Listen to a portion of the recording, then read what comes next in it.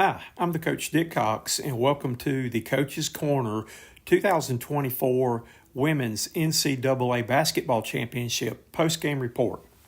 Last year, the South Carolina Gamecocks were the number one team in the country all season long, rolled up 36 wins in a row, and looked destined to be the repeat national champions again in postseason play.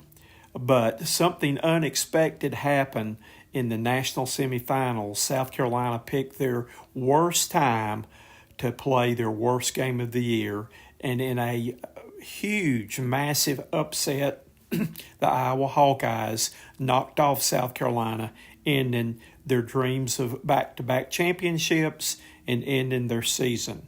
South Carolina had 5 players on that team that went on to get drafted in the WNBA and lost all 5 starters off that team. Nobody knew where South Carolina would be this year with that devastating loss. The loss was so bad that Dawn Staley even considered retirement after that game.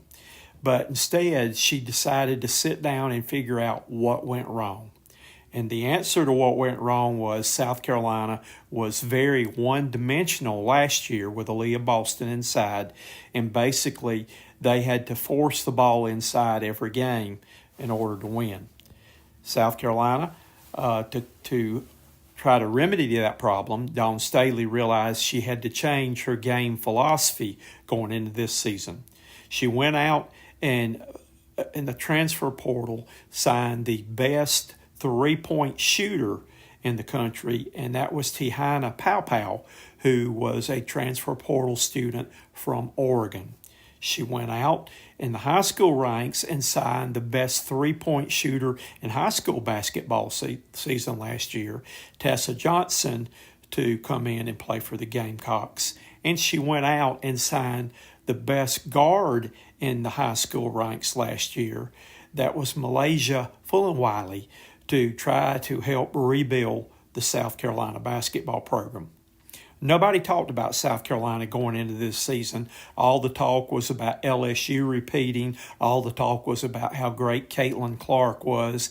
Iowa, about her filling her legacy of winning a championship. But the Gamecocks flew under the radar, and all the preseason polls were ranked anywhere from 5th to 8th, and nobody gave South Carolina a chance to be in the national picture as a contender for the national championship because they had lost all 5 of their starters.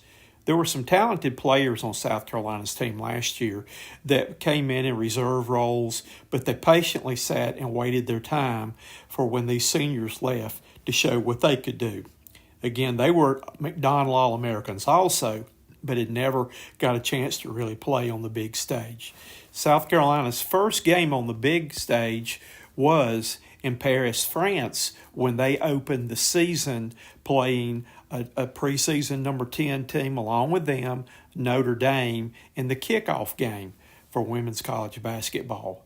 To everybody's surprise, the South Carolina Gamecocks came out loaded, looking like an experienced team, and they just completely wore Notre Dame out by beating them by over 40 points. That opened a lot of people then that South Carolina was not rebuilding, they were reloading. South Carolina went on to win numerous games. They went on to win 37 games in a row. And again, they did this because they had a great bench. They had 9 players on their team that were capable of starting at any time. These young ladies contributed. They played about equal minutes, and again, they had numerous different players be high score. They all bought into being a team as one, and under the leadership of Raven Johnson, their point guard, she willed them, we will not lose a game again this season. We will be able to go back, and this is our revenge tour.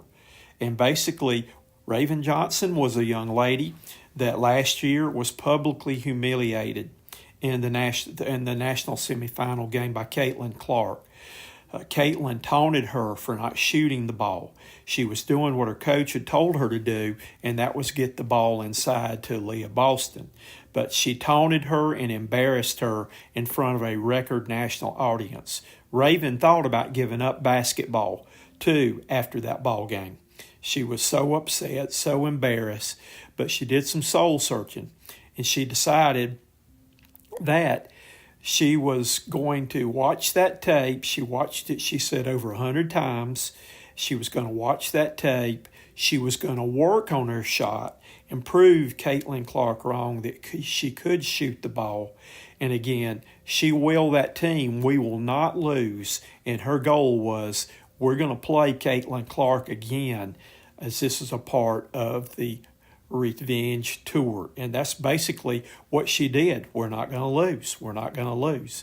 And her players and her teammates bought into that.